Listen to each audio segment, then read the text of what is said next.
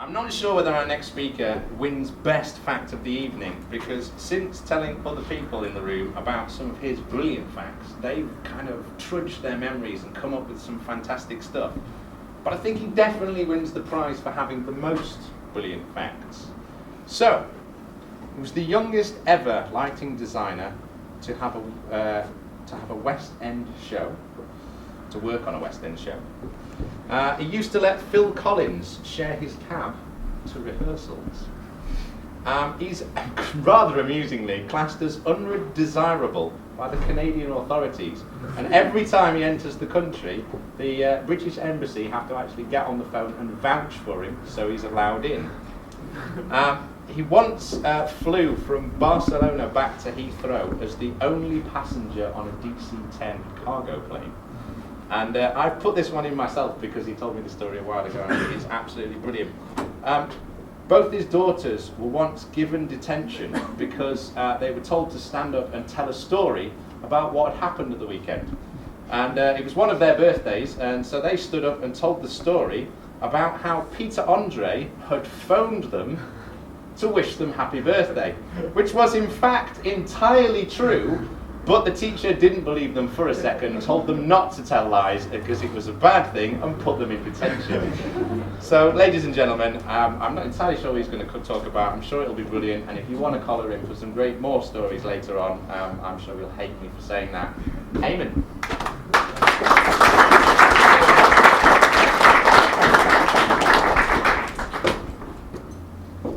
I might have got some great stories, but I can't remember any of them unless I write them down. So I'm going to start with the notes first.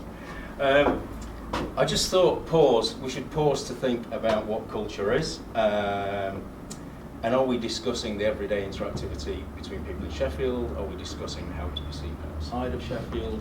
Are we discussing how we want to be perceived outside of Sheffield? This is a comment by George Orwell in 1937, and I think it could possibly still be true. And really, I just wanted to ask what we thought about moving Sheffield forward from that, and have we moved it forward from it?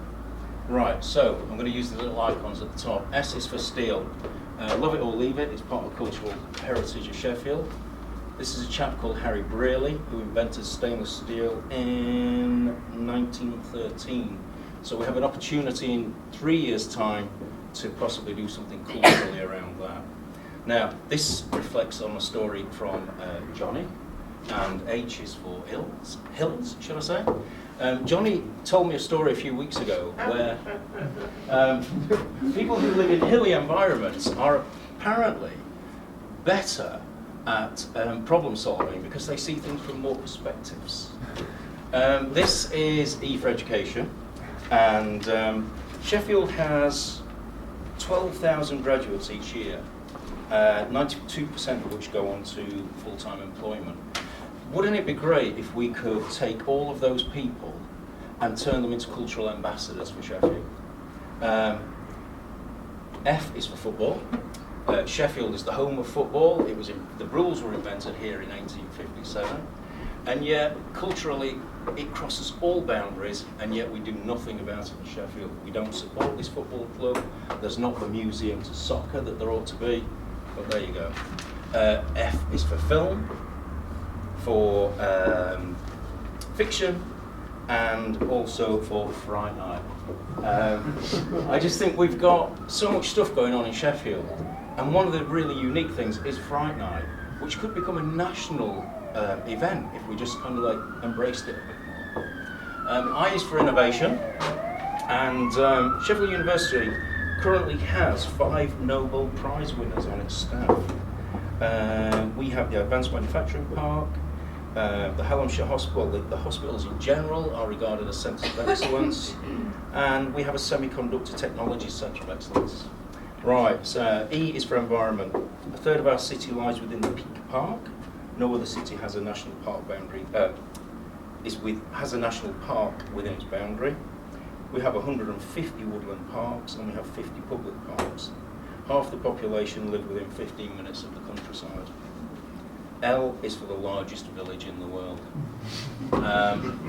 We need to decide if we're going to be a cluster of hilltop villages that loosely call itself Sheffield, or if we're going to be an international player, or if we just want to be a little parochial town somewhere up north.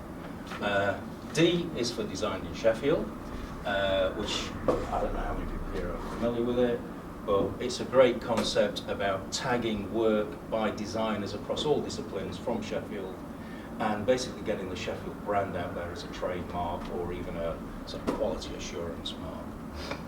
Okay, pause. P is for pause. P is also for prisoner of war. This is the badge cap from my uncle Heinz, who was a prisoner of war at Lodge Moor prisoner of war camp. And I just think we need to remember that a lot of Sheffield's culture is based around people coming into the city. There's a lot of Italians, there's a lot of people who just come into the city and form popular culture. C is for Crucible Theatre. Crucible Theatres and the Sheffield Theatres Complex is the largest theatre complex outside of London, and we should make a big thing about that, but we don't really. Right, U is for the United Kingdom Census. The 2001 census told us that in Sheffield there were 640,720 people.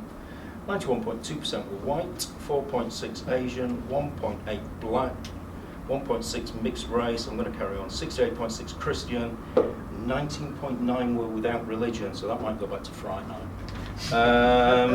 L is for liberal attitudes and the Socialist Republic of South Yorkshire. I think that people of Sheffield are generally quite conservative, but we have a real belief in fairness and equality. And then T is for transport links, of which we don't have very many, or not many that are very good.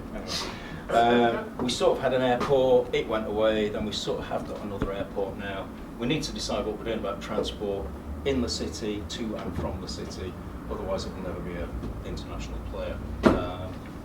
Right, U is for urban landscape, not urban splash.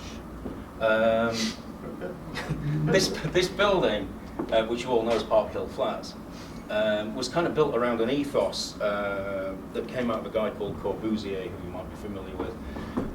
Again, Sheffield has some brilliant landmark buildings, but it doesn't celebrate any of them. And R is for rivers. Without the river Sheaf, there would be no Sheffield. I think we could do a lot more with the rivers around Sheffield, especially Lower Don Valley. You know, if we're going to turn that into a sort of sporting centre of excellence, let's also turn it into a Thames or a Seine. And this little thing here, E is for enlightenment. I don't know if any of you guys have ever spotted these. They're on top of the Ha-Ha Bar in the Peace Gardens, and they celebrate this little drawing by Pablo Picasso, which he did at Butler's Cafe, which is up the road there in 1953, I think it was.